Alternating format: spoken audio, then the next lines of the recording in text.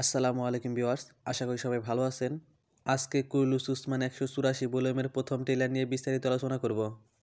ট্রেলারের প্রথম দিকে আমরা দেখতে পাচ্ছি সিরিজে উলজাইতু খানের মেয়ের আগমন ঘটেছে।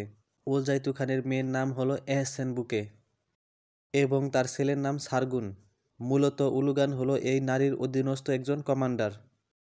ট্রেলারে আমরা দেখতে পাচ্ছি ইলবে এবং বেগম হাতুন এহসান বুকে স্বাগত জানানোর জন্য ওসমান বের তাঁবুর সামনে দাঁড়িয়ে আছে, কিন্তু বসতিতে উলুগান এবং আলতুগাকে দেখা যাচ্ছে না।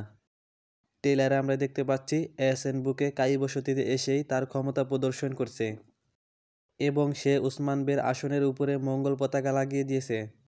ট্রেলারে আমরা দেখতে পাচ্ছি চেরগুদাই বে এহসান বে সম্পর্কে বুরান বের কাছে বিস্তারিত বর্ণনা করছে।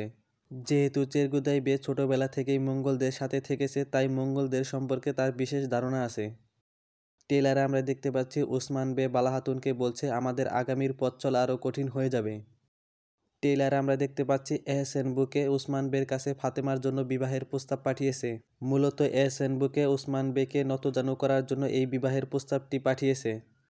যখন এই মঙ্গলদের বিবাহ প্রস্তাবের খবরটি আয়েশা হাতুন ইউসুফ বেকে জানায়, তখন ইউসুফ বে বলে তাদের তোমাকে নিতে হলে আমার শরীরের উপর দিয়ে যেতে হবে। ট্রেলারে আমরা দেখতে পাচ্ছি উলুগান কোনো একটা বসতিতে আক্রমণ করেছে। হতে পারে এটা আয়াজ বের বসতি, কেননা আয়াজ বে কিন্তু উলুগানের সাথে বিশ্বাসঘাতকতা করেছে।